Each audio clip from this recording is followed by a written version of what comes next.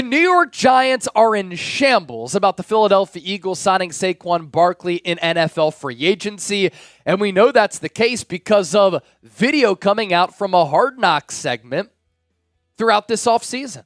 Let's talk about that. First, if you hate the New York Giants, I want you to hit that thumbs up icon and like the video and type FNYG down in the comments section. Now, why are the New York Giants in shambles about losing Saquon to the Philadelphia Eagles? Well, as we know, Saquon was the face of that organization. He was probably the most well-known player on that team. And when he was healthy, a terrific player on the football field. HBO this offseason doing a Hard Knocks show for the offseason for the first time in the history of that program, which I think is awesome. From the narrator, Liev Schreiber, to the all-access look that you get, to the cinematography of Hard Knocks, I always watch. And the New York Giants were featured this offseason. From draft to free agency, Hard Knocks really documenting everything behind the scenes for New York. And for the purpose of today's show, it featured the Giants' dialogues with Saquon Barkley this offseason and trying to work out a deal, trying to bring him back and retain him, and then also the inevitable ending of him signing with the Eagles. And let's run through a couple of things and a couple of takeaways that I have from watching some of these episodes. There was a phone call between general manager Joe Schoen and Saquon Barkley where Schoen told Saquon, hey, we're going to let you hit free agency out of respect for you and how much we love you. Go test the market and see what you can get.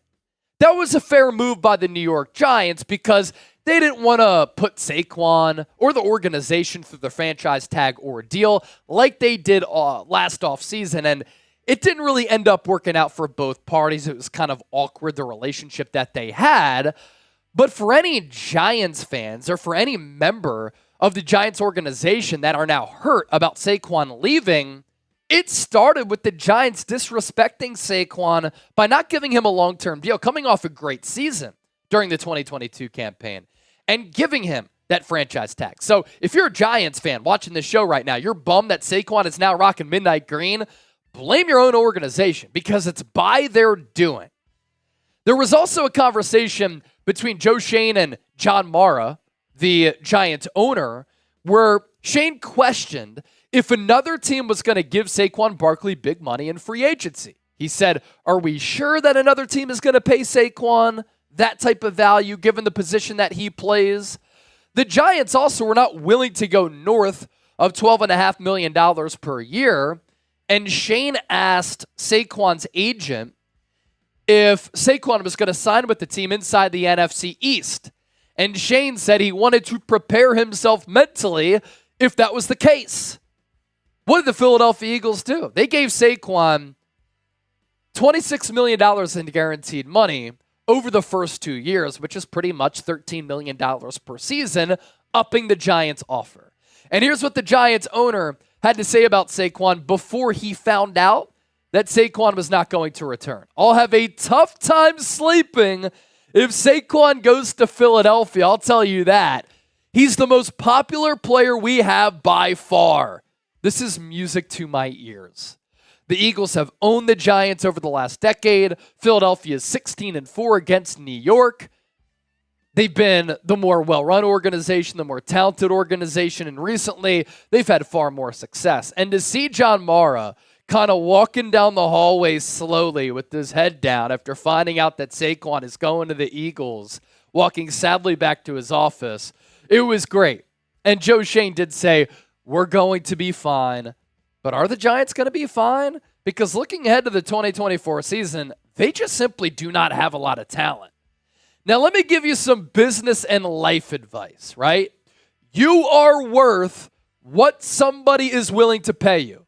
The New York Giants were not willing to match the Philadelphia Eagles' offer of $26 million in guaranteed money throughout the first 2 years of that contract. The Eagles were willing to pay up.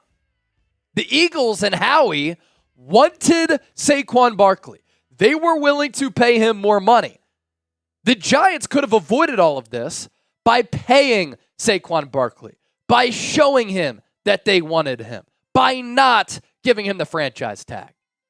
They disrespected him, in my opinion, with the franchise tag, with that offer. how they've treated him, how they haven't built up that offensive line, how they haven't brought in other good complementary pieces around Saquon Barkley.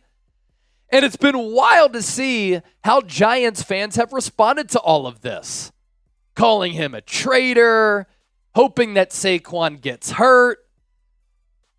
And I'm tired of this personally because growing up in the Philadelphia area, shout out to Westchester, the 610, went to Temple, the 215.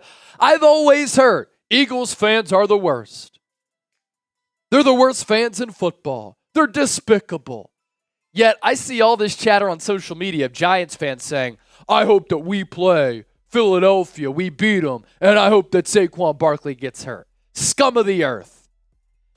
Now, as part of this conversation, I do think that the Giants are going to end up regretting this because I think Saquon ends up having a monster season with Philadelphia.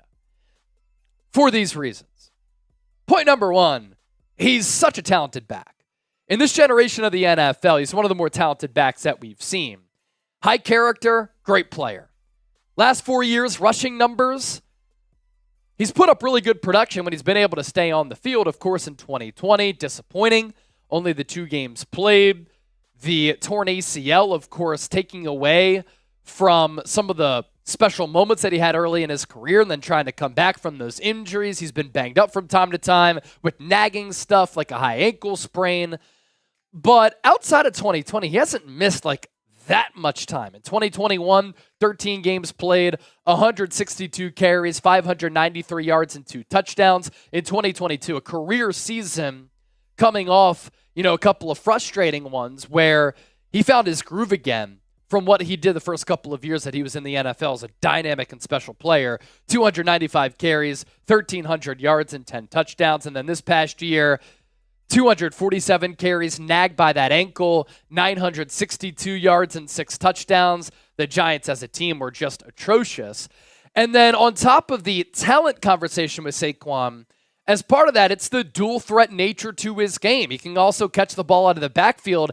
And look, I think this is criminal how seldom he was used as a pass catcher in that Giants offense. I hope that Philadelphia targets him more in the pass game because they have to find ways to get him the football because when the ball is in Saquon's hands, he can make things happen.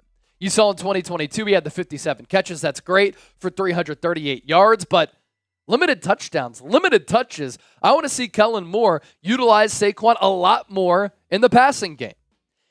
And then the next part of this conversation, the Giants offensive line has been and is horrible. New York Giants in run block win percentage ranked the last 2 years, 31st and 26th. Philadelphia, on the other hand, the last 2 years, 1st and 2nd. Stats via ESPN there.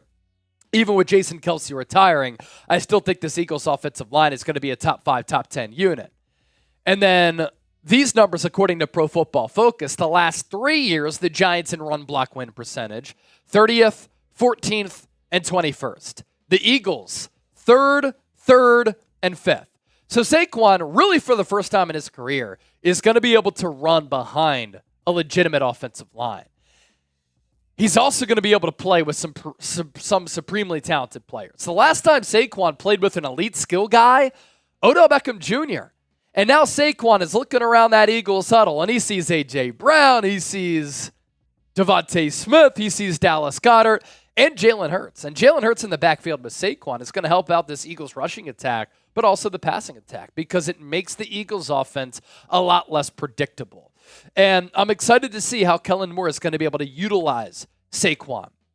Ezekiel Elliott had some really good production under Kellen Moore. Dak Prescott had good production under Kellen Moore.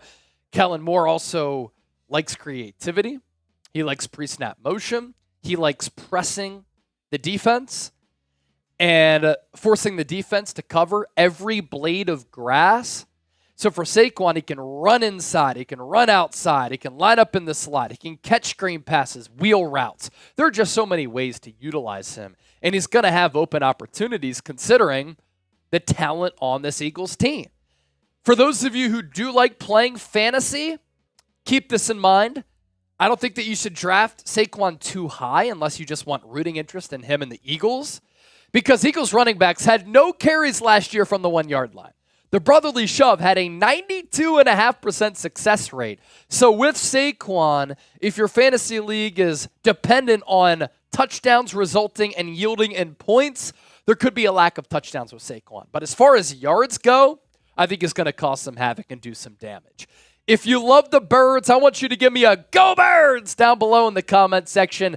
As you venture down there, don't forget to hit that subscribe button. It's my goal for the 2024 season to get to 100,000 subscribers. We are approaching 80,000 subscribers right now. Once we get to that milestone, we're getting a plaque from YouTube, the silver plaque. And I want to celebrate that with all of you. So help us get there and hit that sub button.